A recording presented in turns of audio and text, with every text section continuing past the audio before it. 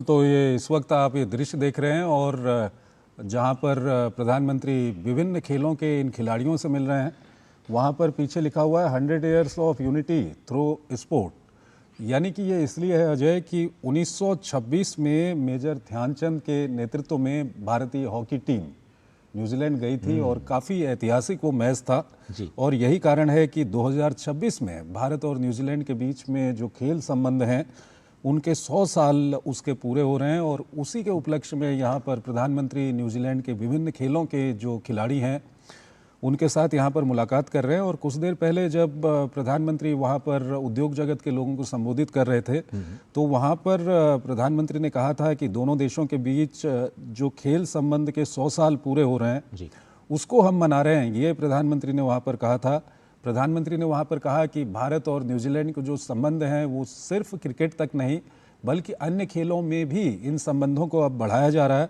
उन्होंने एक उदाहरण दिया उड़ीसा का कि किस तरह से वहाँ पर न्यूजीलैंड के सहयोग से भारत के खिलाड़ी, न्यूजीलैंड के खिलाड़ी वहाँ पर रग्बी के खेल को आगे बढ़ा रहे हैं जी। तो इसी तरह बाकी खेलों में भी दोनों देश एक दूसरे का सहयोग कर सकते हैं, एक दूसरे से सीख सकते हैं। इसको देखते हुए ये जो अभी मुलाकात कर रहे हैं प्रधानमंत्री, वहाँ पर विभिन्न खेलों के खिलाड़ियों से वहाँ पर मुलाकात कर रहे हैं।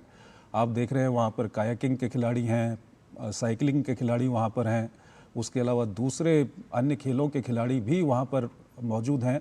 तो ये काफ़ी महत्वपूर्ण है। हमारे साथ राजशेखर जी हमारे साथ जुड़े हुए हैं। राजशेखर जी, ये जो इसको आप खेल कूटनीति कह लीजिए या भारत और न्यूजीलैंड के जो संबंध हैं 100 साल पुराने जो खेलों के संबंध हैं 1926 से जब मेजर ध्यानचंद के नेतृत्व में वहाँ पर हॉकी की टीम गई थी और आज पीएम मोदी विभिन्न खेलों के खिलाड़ियों से वहाँ पर मिल रहे हैं और खेलों के जो संबंध हैं दोनों देशों के उसको आगे बढ़ाने के लिए आज एक समझौता भी हुआ है, क्या कुछ कहेंगे?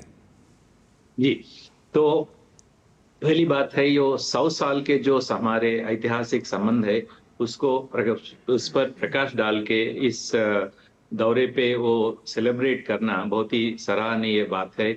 इसके लिए हम वहाँ के जो हमारे दूतावास में जो हाई कमिश्नर है और team ministry of external affairs विदेश मंत्रालय को हमें बधाई देना है। और स्पोर्ट्स के क्षेत्र में हमारा लक्ष्य ये है कि आने वाले 10 साल में हम ओलंपिक्स होस्ट करें। तो इस दिशा में हम अलग अलग एलिमेंट्स को हम तैयार करके हमारा क्षमता भी स्पोर्ट्स के हमारा भारत में क्या है कि 2-3 स्पोर्ट्स में ही हमारा ज्यादा दिलचस्पी हमारा फोकस रहा है, जो क्रिकेट हो, जो हॉकी हो।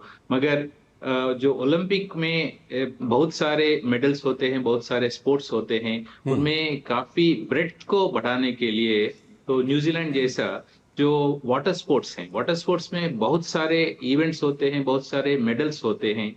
तो ठीक है राजशेखर जी, आप अपनी बात को जारी रखिएगा। उससे पहले हम अपने दर्शकों को बता दें कि प्रधानमंत्री नरेंद्र मोदी और न्यूजीलैंड के प्रधानमंत्री क्रिस्टोफर लक्सन ने sport New Zealand gold mine innovation experience कार्यक्रम में हिस्सा लिया और खेलों में इस्तेमाल हो रही नई तकनीकों व नवाचारों को करीब से देखा। कार्यक्रम की शुरुआत में दोनों प्रधानमंत्रियों को रेड कार्पेट पर ले जाया गया, जहां उनका स्वागत न्यूजीलैंड के पूर्व क्रिकेटर रॉस टेलर और स्पोर्ट न्यूजीलैंड की मुख्य कार्यकारी अधिकारी राइलिन कैसल ने किया। इसके बाद दोनों नेताओं ने इनोवेशन एक्सपीरियंस वॉक थ्रू का अवलोकन किया। इस दौरान प्रधानमंत्री मोदी और प्रधानमंत्री लक्सन ने अलग अलग इनोवेशन स्टेशनों का दौरा किया।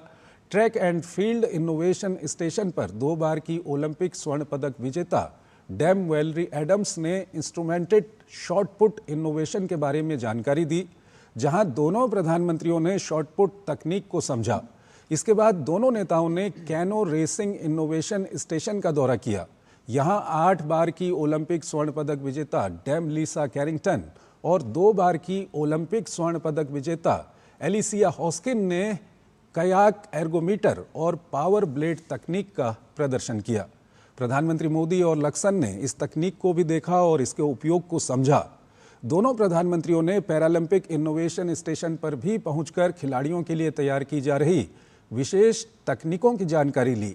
पैरा साइकिलिस्ट बेन वेस्टरबर्ग ने बताया कि किस तरह खिलाड़ियों की ज़रूरतों के अनुसार सपोर्ट सिस्टम तैयार किए जाते हैं, जिसमें 3D प्रोस्थेटिक प्रोटोटाइप भी शामिल हैं। जी राजशेखर जी।